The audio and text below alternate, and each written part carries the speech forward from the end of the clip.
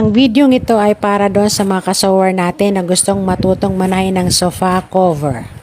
So ayan nga, sinusukatan ko na kasi ididiretso ko na yung pagtabas sa tela. Ang reason kasi dyan, kung gagamit pa ako ng papel ay doble trabaho lang. So kaya diniretso ko na ang pagtabas sa tela. Kung nakita nyo kanina, pinost ko yung mga perdible. Kasi instead of pin, perdible na lang. Yung pin kasi natatanggal yun. So yung perdible much better. So ayan.